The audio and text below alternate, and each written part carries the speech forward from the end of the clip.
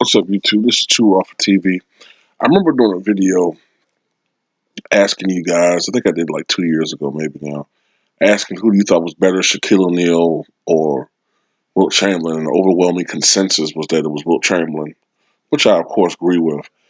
In this video, I want to ask you guys something I should have already been thought about asking you guys, but who do you think was the better player and who had the better career um, between Shaquille O'Neal and Hakeem Olajuwon, Hakeem the Dream Olajuwon. Now, with this matchup, man, this is one of the most intriguing arguments and discussions and debates because it goes to show you how championship rings have become overinflated in importance over the last few decades. Um, as we all know, Shaquille O'Neal won 4 NBA championships in his career. Okay, he won three as a member of the Los Angeles Lakers in 2000, 2001, and 2002. And of course, he won another championship as the member of the Miami Heat, back in 2006, with Wayne more or less running the show, or being the lead player. You know what I'm saying? Although Shaq played a vital role in that championship, but he was not quite the dominating force that he was in his Orlando Magic and Laker days. Um, Akeem Olajuwon, of course, won two NBA championships, back to back in '94 and '95. It's pretty much um, universally accepted that he kind of almost, I don't want to say single handedly, but he put on, especially in the '95 playoffs, some of the greatest playoff individual performances that we've ever witnessed. Um, Unbelievable player, man. Unbelievably skilled. Um, Me personally, I think Akeem Olajuwon was the better of the two players. Um, Now, okay, let me be careful about how I say this. Um, I think he was the better of two players. Shaquille O'Neal was raw force. Shaquille O'Neal was brute strength. You know what I mean? There was no finesse in his game. It was power, power, power. Okay. He came into the league about 296 pounds. At one point, he got all the way up to probably, I think, 1 year. He came into training camp at 380. All right. He was about 380, but generally in his later Laker years, he was around 335, 340 when he was in playing shape. He bulked up. He said he bulked up to withstand some of the physicality that he had to endure uh, as a Laker. Well, just as a player, not just as a Laker. As a guy that big, oftentimes the officials did not show any sympathy toward him when guys would be banging with him. So he bulked up over the years. And then toward the latter part of his career, he kind of got a little smaller, especially in his Miami Heat days. I think he got down to like 315, 320. I think Shaq said, though, at the time that he didn't feel quite right at that weight. Um, but Shaq was in his prime, a force that could not be stopped. I mean, uh, put it into perspective. Shaq was a guy who came into the league maybe shooting in the mid to upper 50s in free throw percentage. Generally, throughout his career, he got a little worse, probably because he got a little stronger and it affected his touch at the foul line. Um, but if this was a guy that could make 75 to 80% of his foul shots, he probably would have won at least 4 to 5 scoring titles instead of just the lone one he won in '99, 2000. Okay. Of course, we all know that he was a great low post scorer. He didn't have a lot of moves, you know what I'm saying? He had the drop step that he developed, a little jump hook. Okay, what was it? What did he call it? The black tornado, little spin move that he used.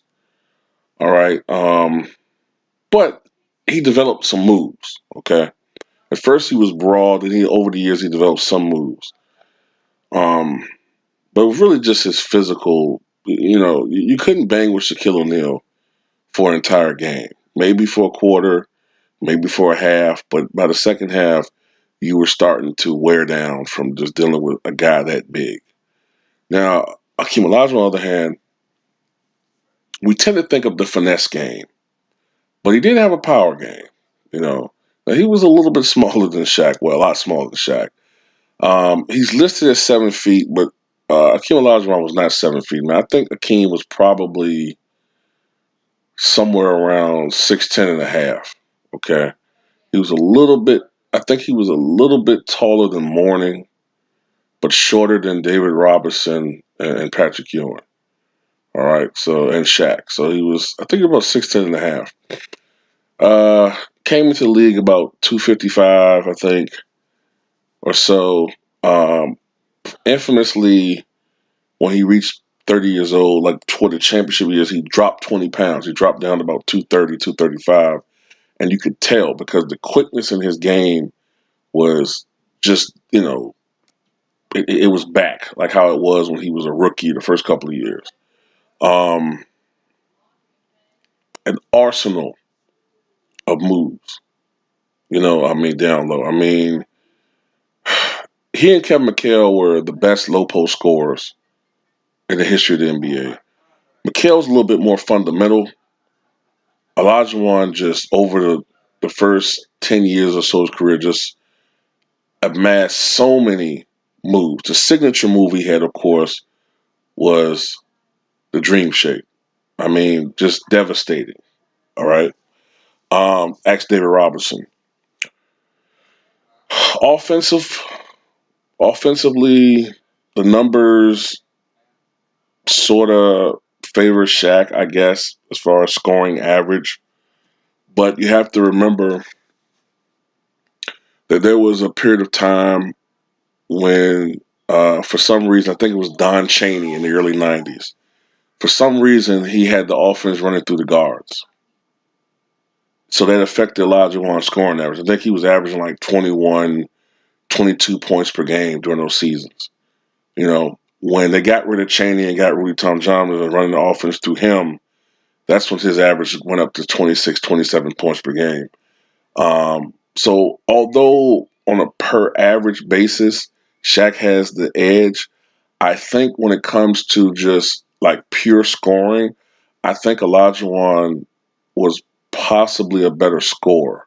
Although he had a slightly lower field goal percentage, but he generally shot 51%, I believe, from the floor, whereas Shaq was more of a power game and shot close to the basket. For his career, shot, I think, about 58% from the floor. But I think that as far as like the quote Bruce Blitz, a bag of tricks like that he had, I think the edge went to Olajuwon. Defensively, Olajuwon.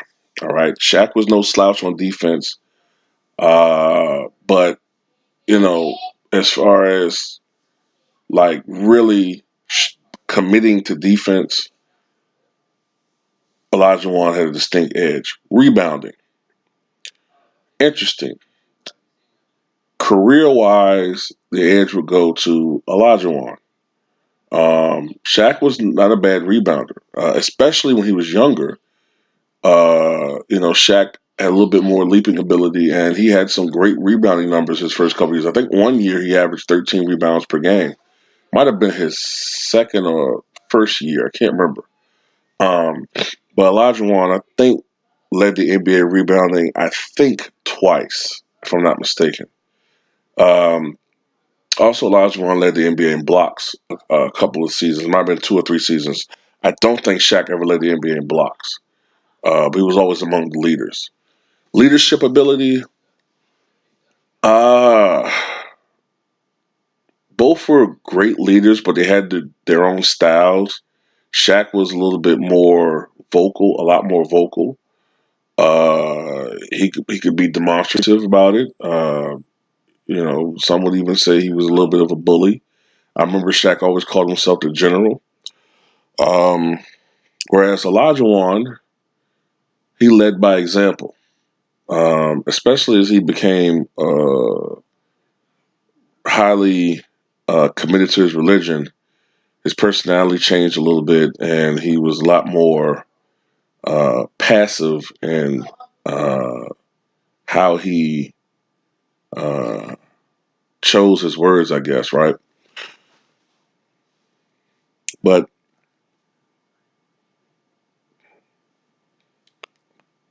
I guess when you think about legacy, um, when you're talking about resume, Shaq is a little bit closer with Shaq because I think Olajuwon kind of had a bad ending to his career. I remember him having some type of issue the last couple of years he played with. I remember him having some issue with his breathing or his lungs or something with that. I can't remember exactly what it was, but it was something where his minutes were reduced because he was having some issues with his endurance. I remember it was something with his endurance.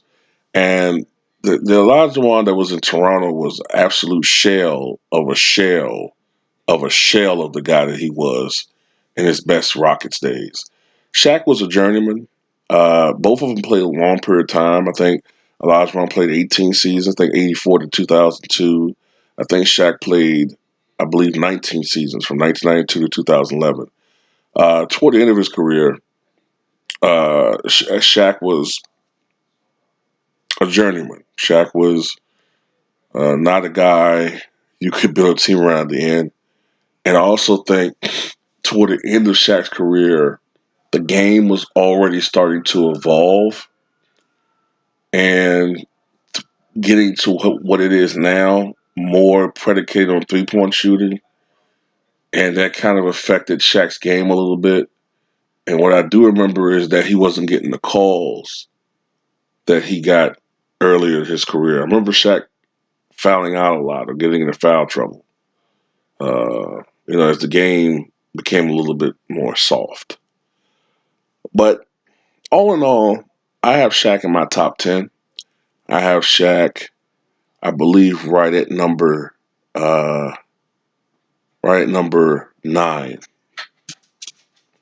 just ahead of Tim Duncan.